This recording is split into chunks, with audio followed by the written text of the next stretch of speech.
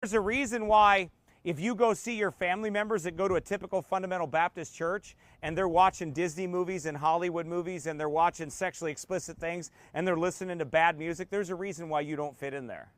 That's right. Like, but we're all Christians. You may very well be a Christian, but you may be a disobedient one. And what does the Bible say? We're not saying they're not saved. We're saying they're not right. Do you understand that makes it worse? Do you get that?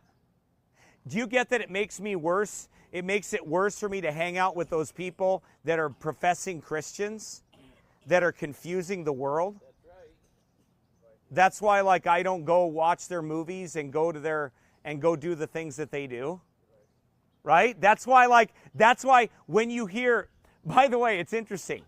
When you hear the disdain and when you hear us be very pointed against Christians that aren't walking with God and they get angry, well, Jesus saved his greatest rebukes for those people that profess to know him, but in works they denied him, being abominable and unto every good work reprobate. So what did he do? He fired off on them.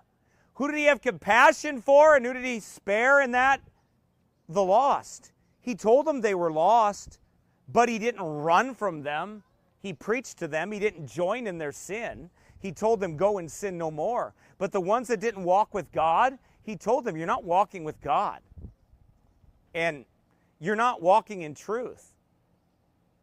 We're commanded. These are very important things. By the way, you want to confuse your children? Have them go to church. Have them hear good Bible doctrine and have them see horrible practice in your life. Like that you watch the same cussing movies, or you speak the same way the world does. You speak perverted. You want to know why your coworkers, they can't figure you out when you go to work and you don't talk perverted like that? And they say, oh, they're in the cult. Right, Paul? Those people that, you know why they say things like that to them? Because you don't talk like them. You don't act like them. You don't look at women as just an object of lust. And you don't talk about them like that. Right? They don't know how to handle that. Right. And if you don't, you're a homo, right? You must be a homo because you don't talk perverted. So that, by the way, that's a ploy to get you to give in to their perversion. Yeah, to shame you. They'll tell a young man, like they'll laugh about it and mock virgins, like it's a bad thing to be pure and not to be sexually defiled. Like that's a bad thing. They try to talk to you like it's a bad thing for you to be pure. No, it's a very holy thing for you to be pure. And in God's eyes, it's counted of a great price. Amen. You don't let them talk to you. Don't let them shame you with the truth. I look at them and I tell them, you can't shame me.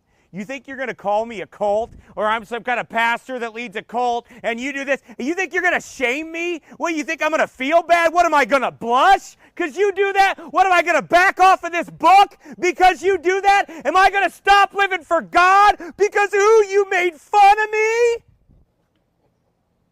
He saved my never-dying soul, so I'm not a lost wretch like you. So I'm not some kind of a pervert like you. So I can actually be useful to God. Amen.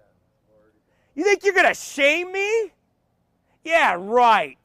Try to make fun of me. Make fun of my children because they're not perverts and whores. Go ahead. Amen. I mean it. You better buck up, you men. You better stand up, and you ladies, you better not be ashamed of how you've been raised and how God has blessed you in purity, that you have your purity, because God's got something for you, and it's better than this world has. This world will use you like a cheap rag. They'll steal your purity, and they'll watch you die of a venereal disease. And they'll laugh all the way when they steal your virginity and they steal your purity from you. They'll laugh at you and they'll mock you. Well, let them mock and laugh at you for righteousness. Let them mock and laugh at you for being separated and sanctified. Don't be bothered by them laughing at you because you're not a whore. Amen. You better be listening to me. I mean it. I mean every word I'm saying to you.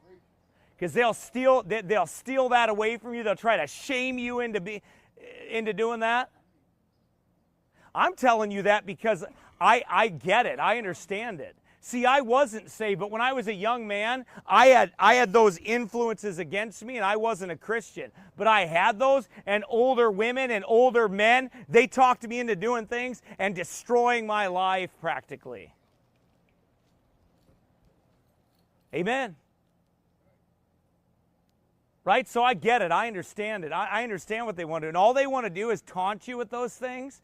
And then watch you as you walk away from your faith, or as you backslide into sin, and as you try to get along with them. I don't want to get along with them. They're a bunch of perverts and freaks. They don't even know what boys and girls are. You think you can shame me? You don't even know what a boy or a girl is.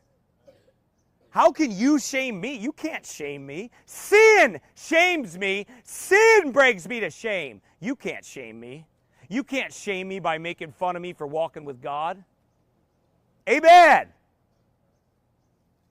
Set your face as a flint. Biblical separation. It's important.